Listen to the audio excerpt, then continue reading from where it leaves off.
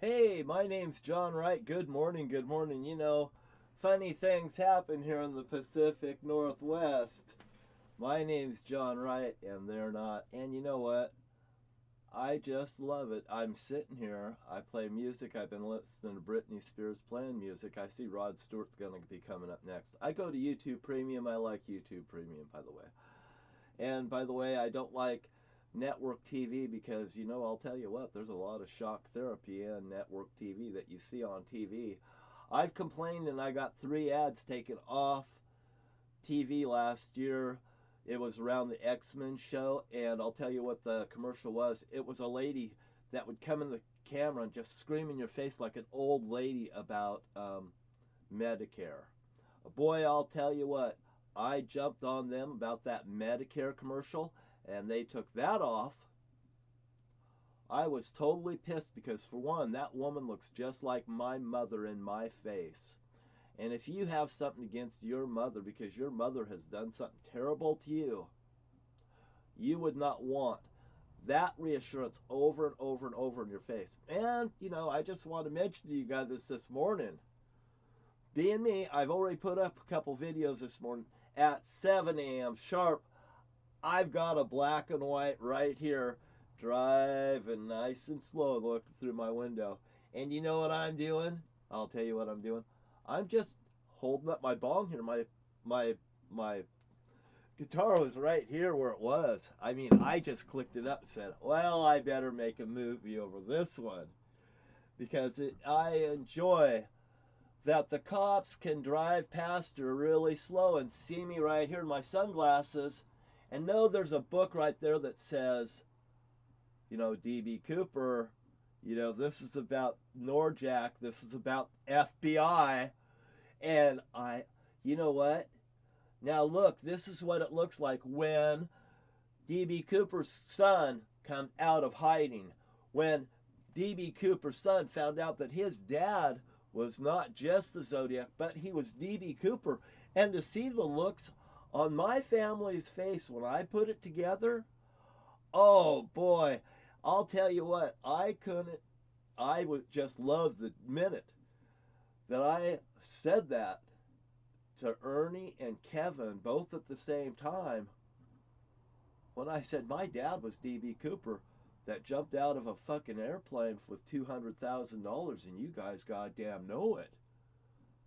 Oh boy, from that second on, boy, I fucking nailed it. It wasn't Ernie's fault that my dad jumped out of an airplane. It wasn't my nephew's fault that my dad was forced to jump out of an airplane. It sure the fuck wasn't mine. Now, Jerry Wright, well, it's Jerry Wright's fault that my dad jumped out of a goddamn airplane. And my mother that's dead, that caused me so much shit saying, I'll take care of this, I'll take care of this. Jesus Christ, when I would come and say, do you know what's going on? She'd go, I'll take care of this, I'll take care of it, and start screaming God's name in my face and stuff. And screaming God's name, God damn it, I'll take care of it. And that's how people control you. And every time that somebody does that, Donald Trump, any of them, you are the little red suckers. You've been appeased, man. Just give him what the goddamn want. Give him his little red Coke. And he'll shut up. And I heard my sister say those very words to Rich Baker and to us when my nephew, little Michael Baker, that I don't talk to anymore. I have no harsh feelings, my sister. But Michael Baker, my nephew over here, my Kevin is the youngest one. Well, here's the oldest one. Then I got Tracy that's in between. So I got microphone Michael, and I've got Tracy the spy, and I've got Kevin the victim, the person that they all lean on like this, like he's something bad. I imagine that guy's a raging bull if you piss him off. I imagine he's a raging bull just like me. Oh, Kevin, yeah, be my tag team partner. I have told him in the past. Boy, I told him, I said, Kevin, I'd like to do a commercial, and I'd have Kevin come up as Big Vader, giving me the fucking body slam. And I told him, I said, Kevin, if we do this and I fucking build a ring and we do this stunt where you throw me like that, I want you to throw me easy.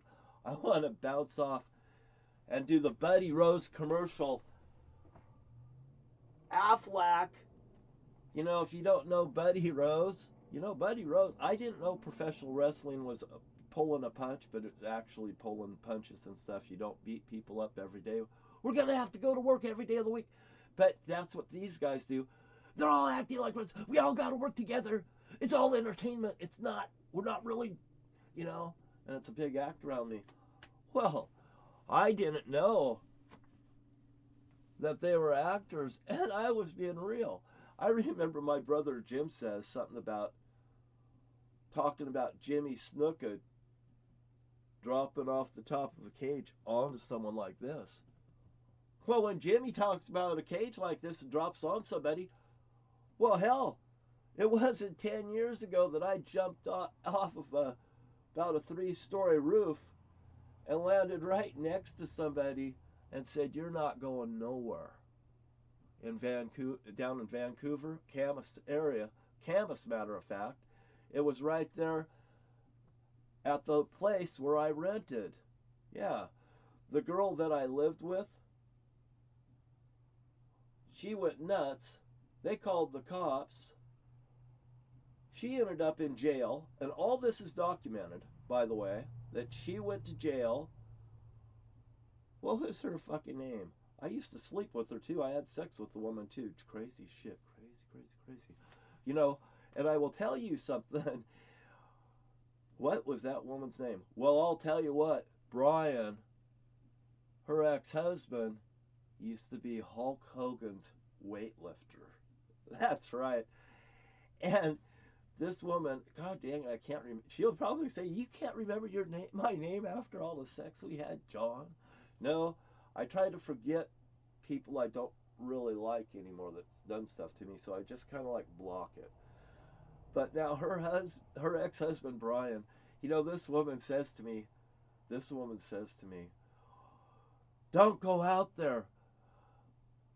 He beat up my last boyfriend." Well, that was no reason for me not to go out there. I'm not her last boyfriend, and maybe he didn't like her last boyfriend, by the way. I will walk right out there and talk to anybody. So, because I'm stupid, I'm deaf, I'm dumb, I'm blind, I'm trained by my dad. Hello, how can I help you? You know. So anyway, I go out there and I meet Brian, and he has a son named Brian too, and they call him BJ. His mom does. And Brian had to tell him, "Don't call me BJ anymore," because people tease him about blowjob, you know, like that. So he goes by Brian now, his name, instead of, I think it was legally BJ.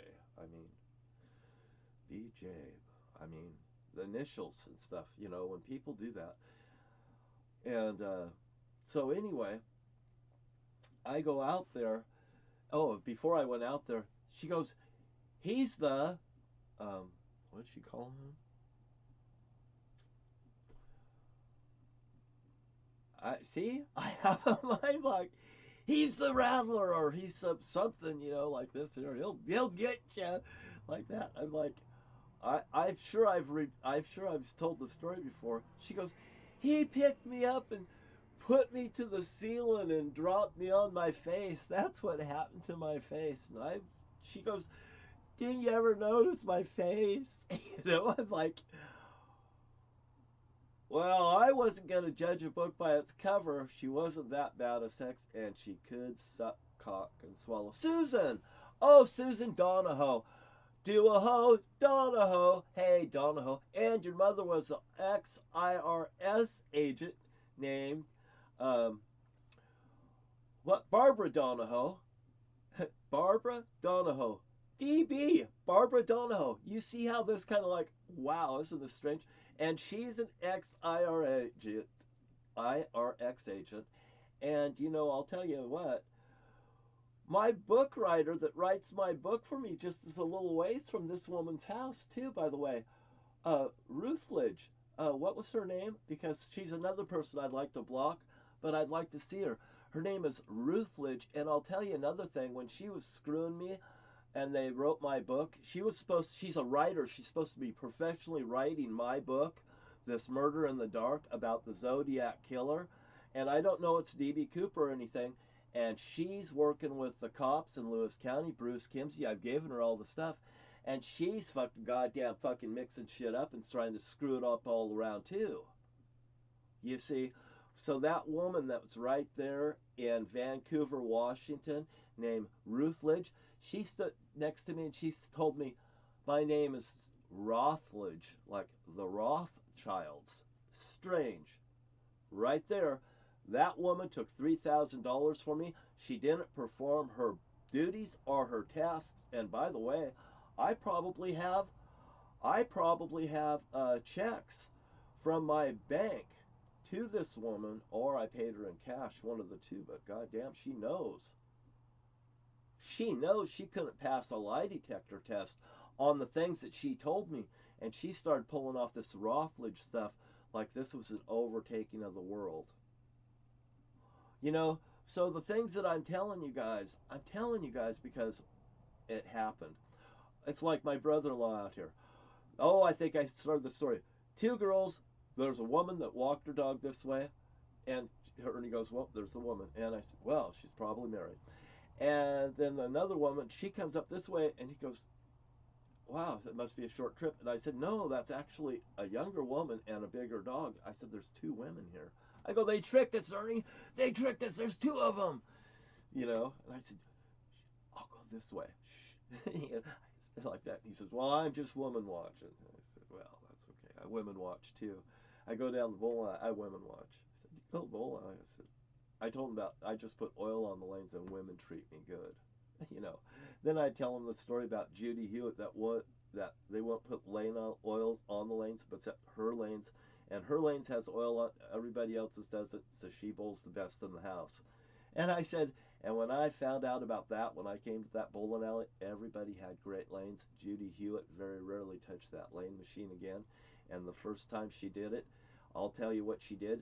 She fucking put oil on her set of lanes to make them nice and oily. And the balls wouldn't come back, and I had already set the lanes. And I got a call from the bowling alley that the bowling balls will not come back on lanes 1 and 2. They goddamn will not come back. You got to get down here and fucking do this, John. So I come down there, and I fucking find the balls are oily in the back room, and they come through the bowling machine. I goddamn can fucking see what goes on. I'm like a fucking, I goddamn can see. I'm like an investigator. What has happened? She fucking ran. I walked over the lane machine. I could tell she fucking run it by just touching the fucking roll, by seeing where she put the roll when she touched my lane machine that I run in that bowling alley 99% of the time. So if you want to talk about a professional bowler and a professional lane shots and stuff, well, I've been told by people that I'm the best lane man there ever was in bowling. So I don't know. Maybe they're buttering me up because they wanted me to continue making money for them in Lewis County, as D.B. Cooper's son and the bowling alley was fucking raging, making money.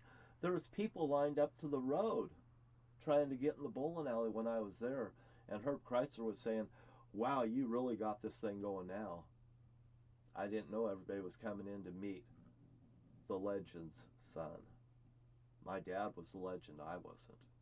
It don't fall too far from the tree, and I was very successful too, and they couldn't stand it.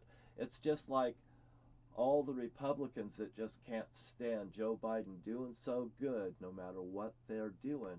They keep digging themselves in a ditch deeper and blaming the other people for it. And you know what I have to say for the Republican Party? When you are in a ditch, you stop digging. It's just like the debt. Hey man, people that are in debt, that just want, hey man, if you just come and help me all this, I'll fucking get me out of this loan. I can do. Well, why? They got more animosity. They got more buildup. Look at Donald Trump, how sick he is. I don't owe anybody any money. I don't owe anybody anything. And I had a cop outside the window this morning looking through, and when he came back by, I was playing my guitar for him, And you guys have a nice day. I'm at 15 minutes. I got to get out of here because my name's John Wright and they're not. And you know what? We're pushing the button out of Washington State, and I love you guys.